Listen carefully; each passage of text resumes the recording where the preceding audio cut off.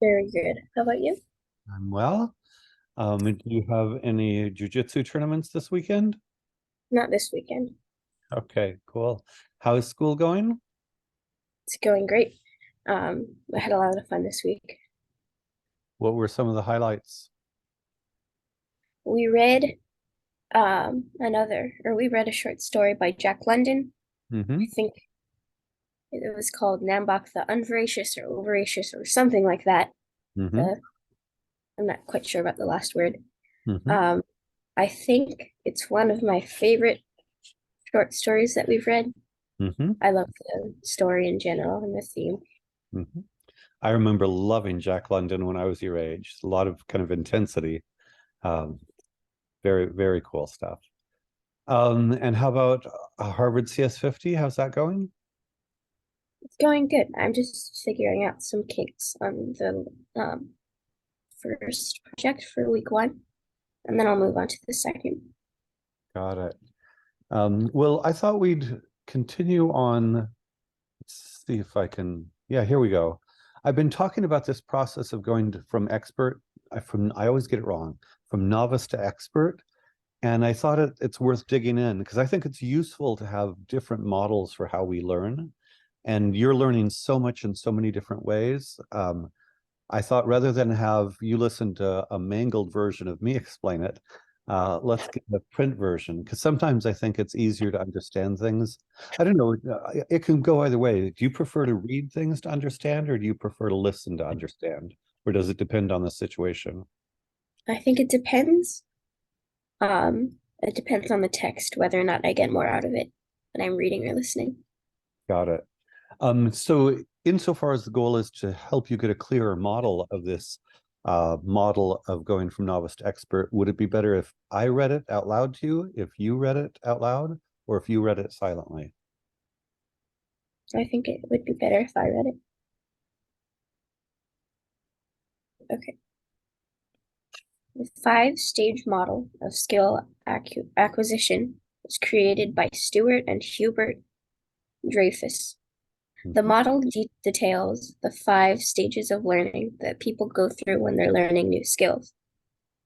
People begin at the novice stage, in which they simply follow rules and instructions.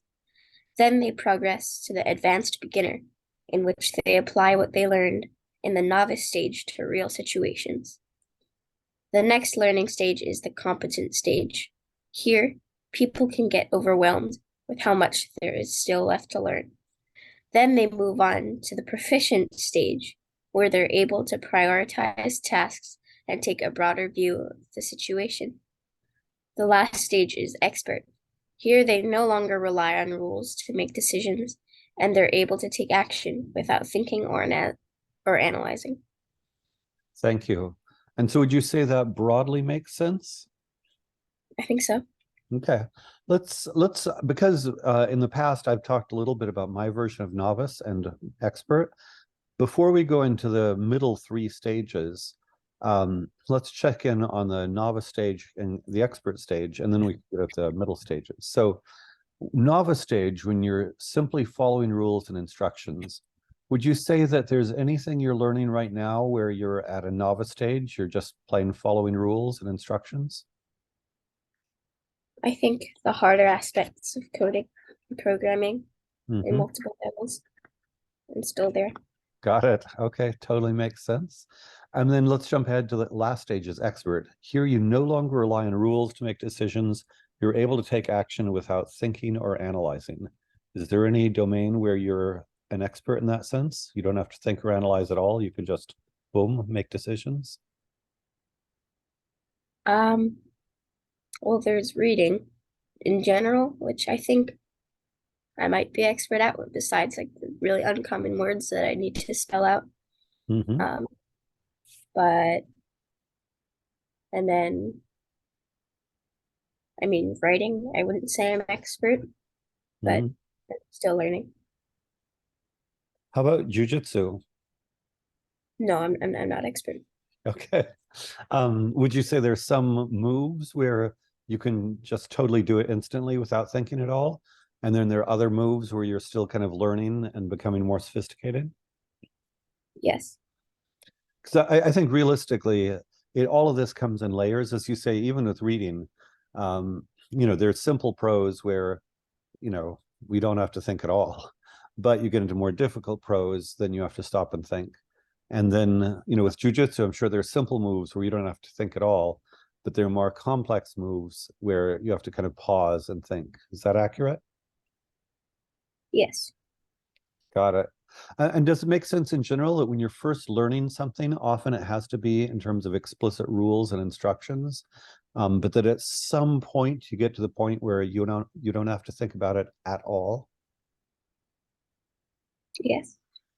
I think it's kind of cool to be aware of that, because often when we're learning, we're only aware of the, how do I learn this? Or often at the novice stage. But let's go to the second stage. So novice stage, in which we're simply following rules and instructions. Then what they call advanced beginner, in which they apply what they learned in the novice stage to real situations. Can you think of any place where you're kind of an advanced beginner, where you're trying to apply what you learned in terms of rules and instructions to real situations? Well, there's a few aspects in coding, and then obviously when I'm learning math and I'm just kind of learning that, and then I start to apply that. Yeah. That makes total sense. The next learning stage is the competent stage. Here, people get overwhelmed with how much there's still left to learn. Does that make sense? It does. Is there a domain where you feel as if you're kind of beyond advanced beginner, but not yet proficient, where you're in this kind of competent stage where, wow, there's still a lot left to learn? I think I could be there in writing just in general. I don't necessarily get overwhelmed with how much more there is. Mhm. Um, but I think I'm there. Actually, I didn't like the way they talked about it, about being overwhelmed. I actually think that's poorly written. And, I could find a better one for exactly what you read. I think it's possible to be aware of how much more there is to learn without feeling overwhelmed. And my sense is that maybe at the kind of paragraph level, you're, completely competent, maybe even expert, but that when you get to kind of the whole story level, there maybe, kind of, there's lots to learn still. Does that sound accurate? Yes. And then proficient stage, where they're able to prioritize tasks and take a broader view of the situation. What do you think? Where do you think you're at the proficient stage? Um,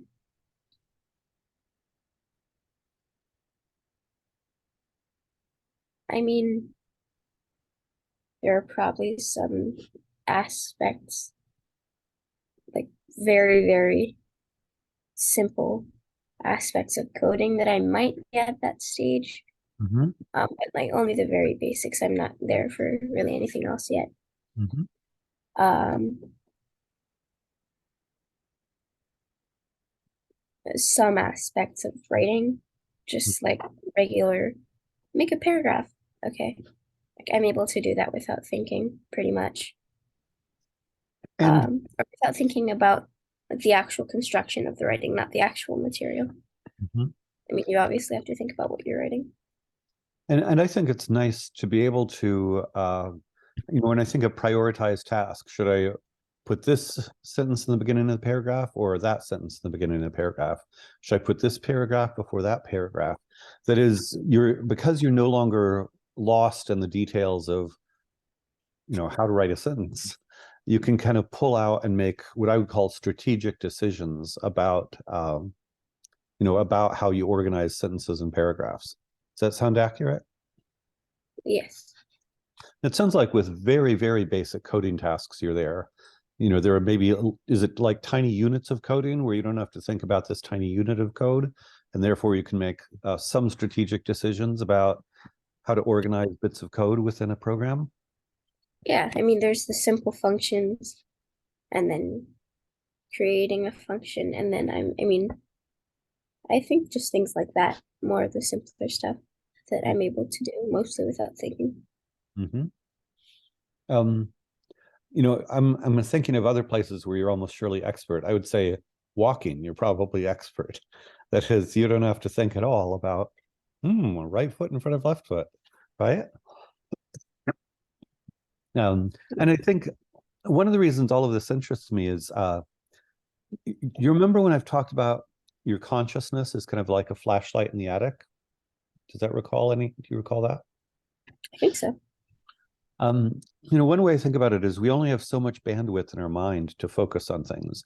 You can't focus right now on how to make sure your heart beats in the right way and to talk to me and what the text is saying. And, your most of what we do most of the time is unconscious. So for instance, our heartbeat, our hearts keep going and beating regardless. We're totally unconscious of that. But even walking, when you walk to the refrigerator to get something to eat or drink, you don't have to be conscious of that. I would expect you don't. Your mind just says, "Hey, I'm going to go get something out of the fridge," and you don't have to strategize. Walk around the counter. You know what I mean? Yeah. And I think the interesting thing about learning and having a map of learning or a model of learning is that there are places where you don't have to think. You're so expert, you don't have to think. Um, would you say it's sentence level writing? It's like you don't think at all, or only rarely do you have to think at sentence level writing? Yes. Well, and reading, I would say unless it's really complicated text, you can probably, the books you read for fun, you just pick up and read them. You're not kind of, should I slow down on this paragraph or should I, you know what I mean? Yeah. So does it make sense that when you think about where you are learning to code versus write versus math is an interesting example because very simple things, 2 times 2, probably you don't have to slow down and think about that. But what are you learning in mathematics right now? I'm doing the math space that TSC provides. I don't know the subject that I'm on off the top of my head, but I'm following the curriculum. Um, Is I it can check. challenging? Oh, that's Say that okay. again. Is it challenging for you or not too bad? It is challenging. There are a few aspects in which I do need to go over again. Got it. But it's been really good so far. So maybe with new concepts in math, you're at the novice stage, and at least when you practice them, you go from novice to advanced beginner. Yes. But then with arithmetic, you learned, say, 2 or 3 years ago, you're probably at the proficient or expert phase. That is, you kind of, I think our brains, and I even think of neuronal connections in our brain, that at some point, you've got the rules of addition and subtraction pretty solidly in your brain. You don't have to stop and relearn those every time. Whereas if you're just learning, say, order of operations or fractions or decimals, have you already learned fractions and decimals? There's a section, I think I'm on that, where we're just going over it again, Mhm. but I do know how to do that. Would you I just say need to. with fractions, are you at novice, advanced beginner, competent, or proficient stage? I mean, for fractions, probably just advanced beginner, but I can, like, if I have a pencil and paper with me and I have a few minutes, and I might be able to do the question, Got or I it. would be able to. And does it make sense that with practice, usually one goes through these stages, you get farther and along? That a lot of it is, doing things over and over again. We get more experience, more familiarity, our brain neuronal connections connect. And gradually we go from this stage where it's really difficult and you have to learn rule by rule by rule to the point where it's just invisible and part of who we are and we don't even notice it. Yes. Just because I don't know jujitsu, what are the kind of parts of jujitsu that you're still having to well, are you a novice with some parts of jujitsu?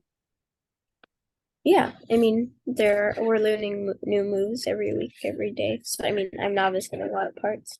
Oh, wow. Um, because there are always newer concepts and techniques and styles that people use. I had no idea. That's wonderful. For some reason, I thought, it was a more limited set, but it's really cool, actually. I love things that have endless depth.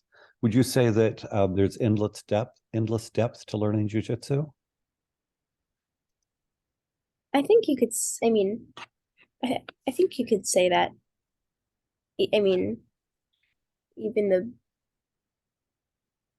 I think so. Okay. Well, again, part of this is mastery. I'm sure in one sense your teachers are an expert for sure. And then I guess the question is, are they as expert as they could possibly be? Or in 10 years from now, will they be even more of an expert? Do you have a sense? I mean, they'd probably be more of an expert in the next few years just because of experience. Yeah. And I mean, technique and game is always evolving. So I don't think there's one specific point that you stop at. No, that makes sense. Have you ever tried to learn anything where it was so difficult that you were anxious or afraid of learning it? Um, I mean, I've been nervous to do and learn a lot of things, but I'm not sure about anxious. Like maybe if it was like threatening to something, if I was doing something more physical, then maybe, but I can't think of anything off the top of my head. Do you think that if you wanted to learn something, you could learn anything you wanted to learn? I think it's yes. Does it make sense that the process of learning, math and jujitsu are so totally different, but does it make sense that there's in some ways a similar process of going from novice to expert in math and in jujitsu, even though they're so different? Yeah. Well, I mean, it's just practice. You have to keep doing it. There you go. Yeah, I'm fascinated with the process of learning, and I think we become better learners the more aware we are of the process of learning. And it's really great to know that. And I didn't think you'd be anxious about learning much of anything. My expectation was you would not.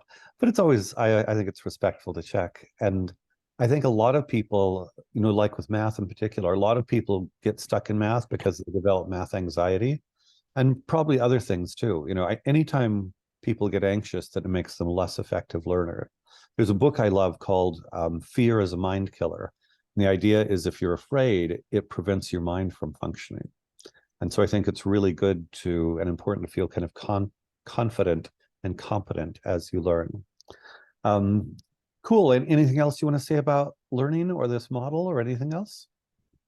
No, I don't think so. All right. We'll take it away and keep learning all over the place. Okay, Lana? All right. Thank you, Michael. Bye bye.